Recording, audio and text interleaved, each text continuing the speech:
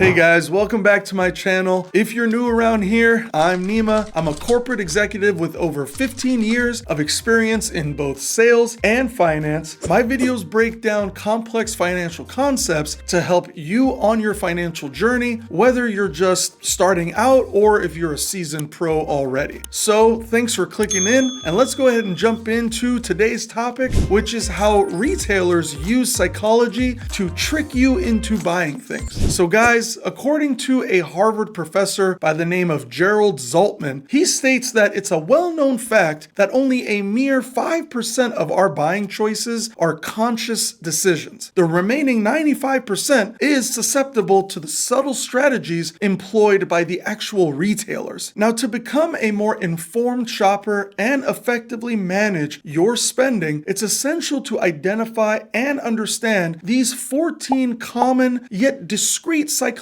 techniques that are used in retail. These techniques are put in place to trick you as the consumer when you are buying products so that you can actually spend more money. Now, personally, I don't like being tricked about my money, so I figured I'd make this video to help you guys identify the subtle tricks that they use so that you could be more aware the next time that you're out spending your money. So guys, let's go ahead and just dive right into it right now. The first trick that retailers use is strategic product placement. Have you ever noticed that the stuff right at your eye level in a store is often the most expensive item? Now, honestly, that's no coincidence. In fact, they call this trick eye level is buy level. Now, retailers put expensive items at your eye level mainly because it's where shoppers naturally tend to look first. They want you to grab these high profit items without having to search for them. Cheaper alternatives are often placed at the lower levels, hoping that you won't bother to bend down. So my tip for you guys is be aware of this strategy and explore through the lower and higher shelves to find better deals. Now, the second trick retailers use is visual pricing tactics. Now, retailers play with price tags to make things seem cheaper than what they actually are. They do things like drop the left digit of the total price by just one space over. So for example, they use $9.99 instead of $10 flat to shorten the price figures, and if you psychologically see a 9 before the 10, your brain automatically thinks that it's $1 cheaper. It doesn't really factor the additional 99 cents that is added on to that $9 price. The $9.99 just looks cheaper than 10, even though it's just a penny less. Now, my simple tip, of course, is just to train yourself to look beyond the price format and evaluate the real cost of the product that you're buying. Now, the third trick that retailers use is cross-selling. Now, the goal of every retailer is to get you to buy more stuff. So they pair products that go well together. And this phenomenon is called cross-selling. It's kind of like that combo meal that you might buy at a fast food restaurant. When you see products that go well together, like fries with a burger, you're more likely to buy both at the same time. Retailers use this strategy to increase your overall spending. Retailers capitalize on what's called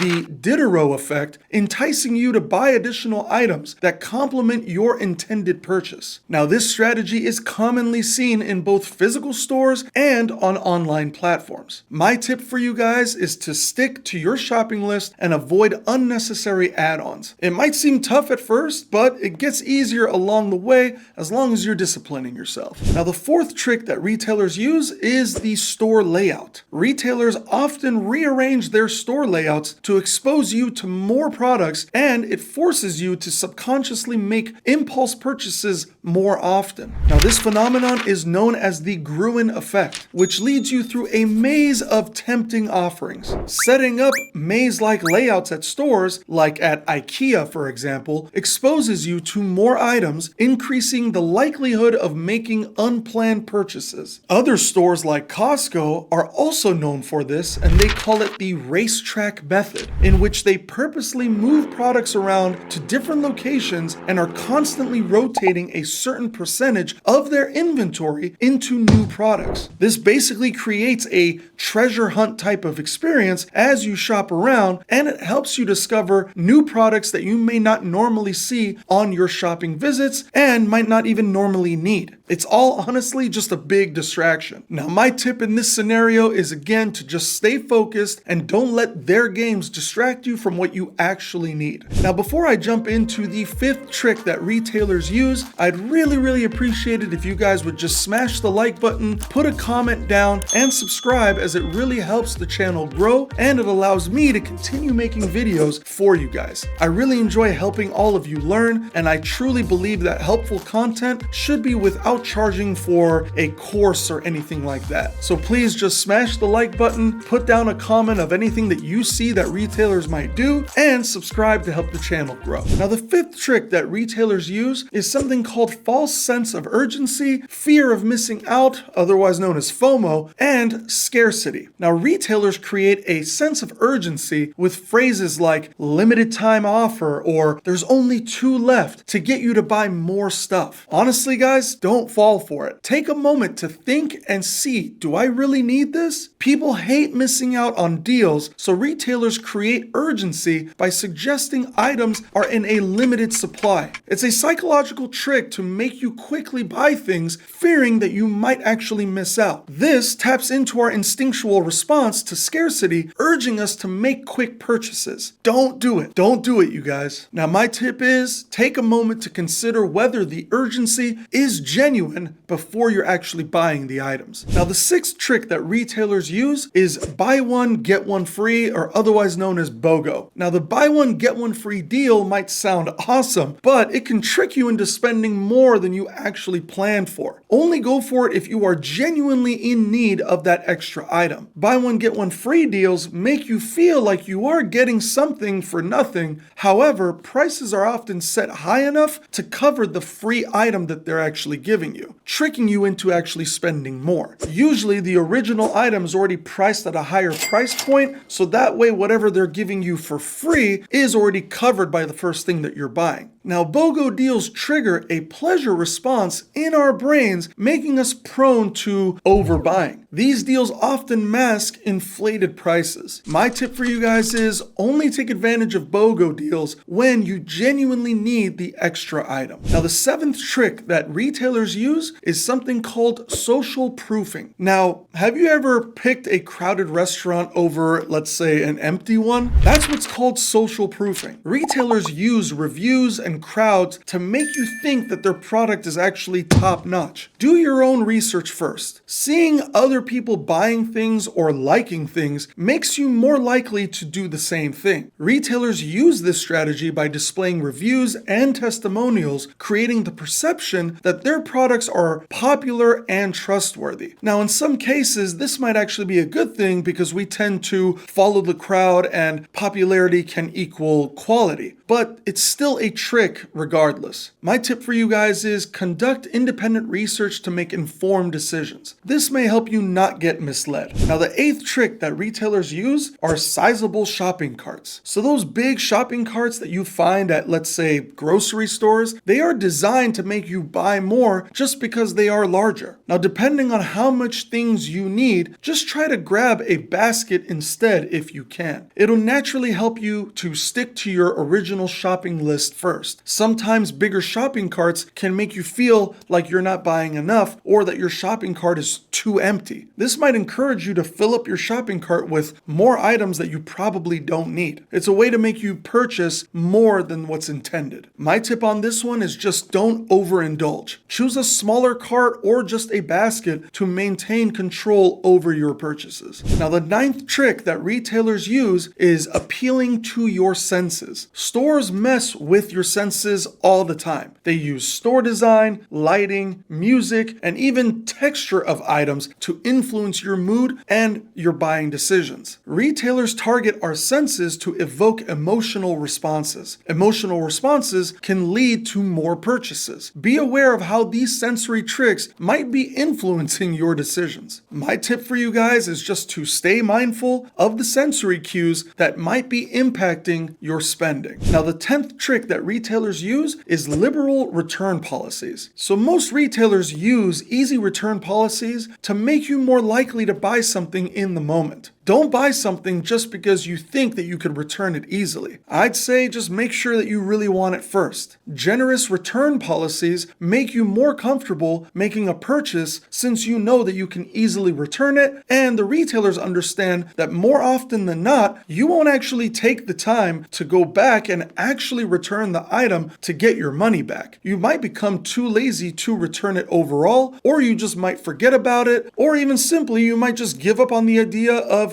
returning it at all. My tip for you guys is avoid unnecessary purchases to begin with unless you are disciplined enough to actually make your return. More often than not, you might just forget about it. Now, the 11th trick that retailers use is something called speed bumps. Now, I'm not sure if you guys have ever even heard of this term before, but have you ever felt like you're navigating obstacles in a store? Well, retailers want you to slow down so you notice more items in the store. Now, the longer that you stay in the store, the more likely that you are to make additional purchases. This honestly is probably the easiest tip that I'm providing and may not even be worth mentioning, but stay focused and maintain your shopping pace. Now, the 12th trick that retailers use is strategic placement of sales items. Now, retailers put sales items near entrances and checkout lines just to tempt you. And I'm sure most of you know what these items typically are. It's things like gum, candy, soda, all of the above. Now, placing these sale items near the entrance or the checkout lines entices shoppers to grab a bargain even if they didn't actually plan to. It's a last-minute temptation to boost their sales. Now, my tip for you guys is just stick to your original plan and don't get lured into the last-minute purchases. Now, the 13th trick that retailers use is something called free samples. Now, let's face it, guys, who can resist free samples, right? I used to go to Costco all the time and just go there literally for free samples and let my mother or family or whoever just do all of the shopping, even though I would probably end up buying stuff too. So in reality, these free samples, they're not actually really free. They make you more likely to buy it once you've actually had a taste. And I know in my case, every time I tasted one of the free samples, I would beg my family just to buy it for me. Now, I would say only indulge if you really genuinely want it. Or, of course, you can just indulge if you want to, but be disciplined enough not to buy it if it doesn't actually amaze you. After you try the free sample, if it's something that you can leave the store without needing necessarily, just walk away from it. The thing about these free samples is that you feel a sense of reciprocity, and you're more likely to buy something in return because of that. Retailers offer these free samples to trigger this response in you and to increase their own sales. My tip again, guys, is only buy what you genuinely desire or need, regardless of the free sample. And last but not least, guys, the 14th trick retailers use is carefully chosen colors. Now, colors affect how you feel about brands, and that can make you spend even more money. You should be aware of how color tricks might be playing with your emotions and your perceptions. For example, warm colors like red and orange, they create a sense of urgency and excitement. This encourages things like impulse purchases. Cool colors like blue and green can convey calmness and trust, making you more open to spending. Colors influence brand perception and purchasing decisions. Retailers use colors to attract attention and encourage more spending. My tip for you guys is be aware of this color psychology and how it might affect your choices. And that's it, everyone. Now that you are armed with the knowledge about these retail tactics, you can become a more savvy and disciplined shopper. Make conscious choices, stick to your shopping list, and resist the allure of impulse spending. By staying informed with tips like this, you can outsmart these psychological tricks and make purchases that truly align with your needs and your priorities. Again, guys, just buy what you genuinely need or what you truly want. This way, again, you'll outsmart those retail mind games and keep more money in your pocket. So thanks for watching the video, and please share this with anyone who you think might need to know these tricks. I really appreciate you helping our community grow. Please smash the like button and subscribe for more content. I'll see you guys in the next video.